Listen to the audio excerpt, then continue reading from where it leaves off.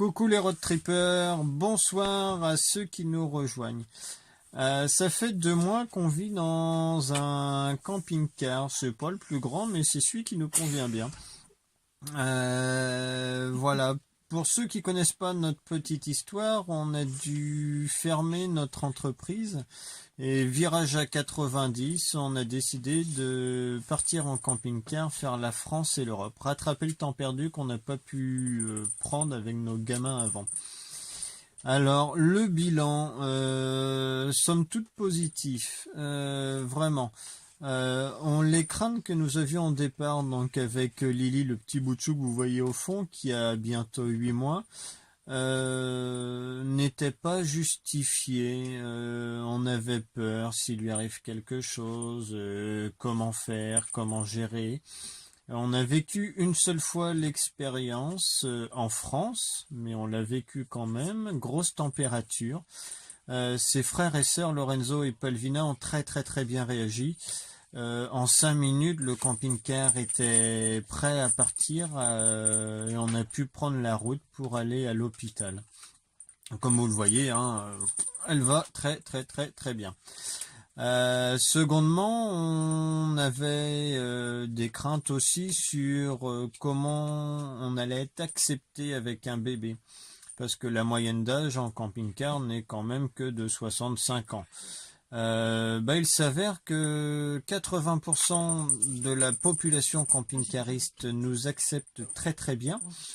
Et puis les 20% restants, je dirais, tant pis pour eux. On fait preuve de respect et puis si ça va pas, ça va pas. Hein. C'est vraiment éphémère hein. Quand on est sur une place, c'est 2-3 jours grand maximum.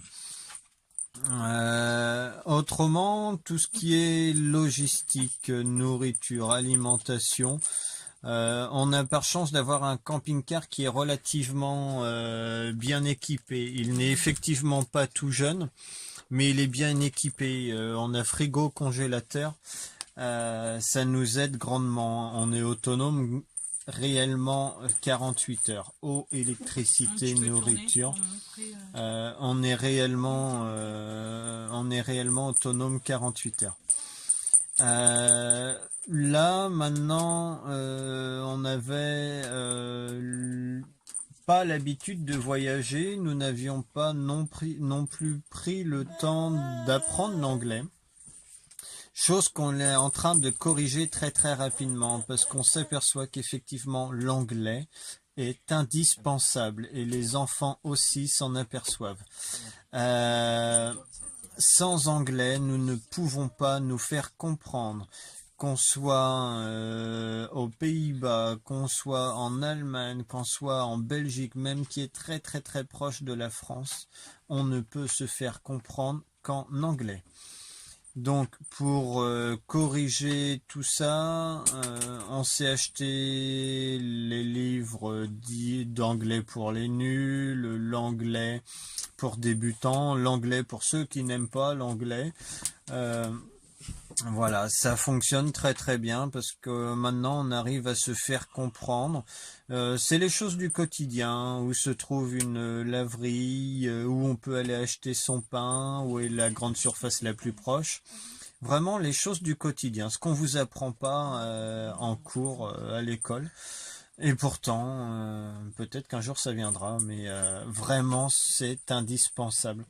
Donc par chance, les enfants se sont pris au jeu aussi de parler anglais.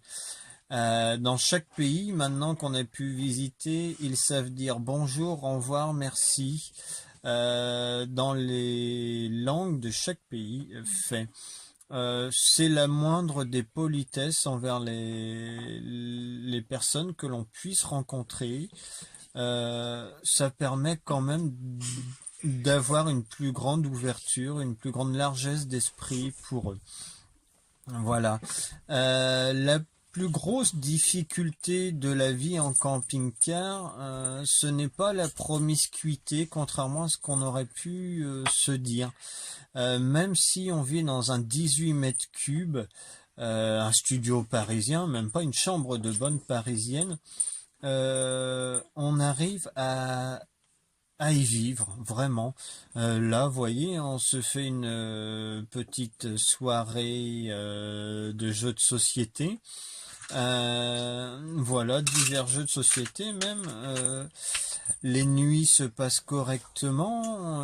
La journée, même s'il pleut et qu'on est obligé de rester entre guillemets enfermé, bah, ça se passe très très bien. Là, ça fait 10 jours que nous n'avons pas la télé française, donc on ne la regarde pas. C'est très bien Voilà. comme ça. Bon, Et, ça manque un peu quelquefois. et voilà, ça, il y a effectivement quelques manques, mais on s'en passe, hein, mine de rien, et l'air de tout. Voilà. Et autrement, le point noir de ce voyage à l'heure actuelle, c'est la gestion du linge. Ça, c'est le gros, gros, gros, gros point noir. La petite Lily a quand même une tendance à salir beaucoup, beaucoup de body, à consommer beaucoup de vêtements par jour. Donc on a essayé les mini machines pour caravane et camping-car. Alors que vous dire, contenance 1,5 litre, soit une bouteille d'eau, c'est quand même très très très limite d'utilisation. Donc maintenant, on essaie de trouver des campings avec laverie où on puisse stationner à côté ou des laveries en ville directement.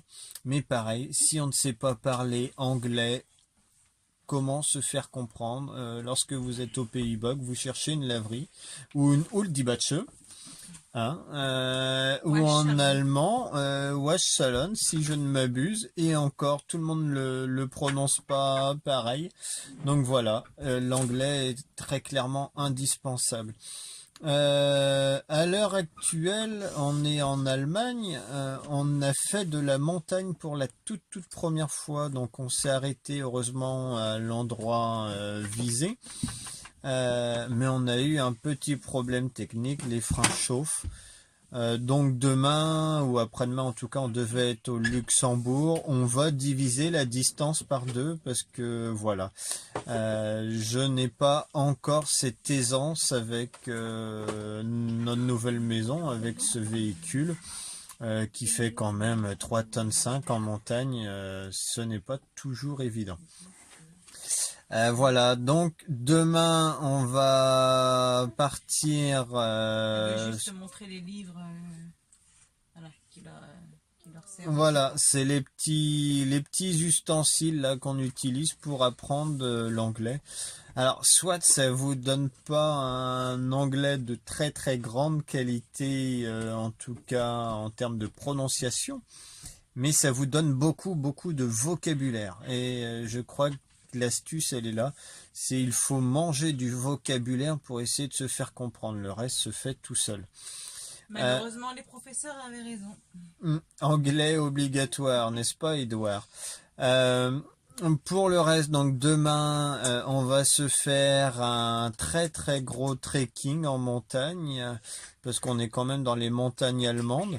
Alors c'est assez particulière, hein. Je pense qu'on est vraiment au fond de l'Allemagne, très vraiment dans les provinces allemandes assez reculées, parce que les toitures sont noires, tout est géométrique, on a très très très peu de sourires. C'est particulier. Mais bon, on va profiter du paysage, on va profiter de vraiment ces très très beaux massifs montagneux et forestiers. Et puis, on va vous faire un gros coucou général parce que la petite Lily a besoin de dormir. Et on se retrouve très très bientôt. Allez, ciao!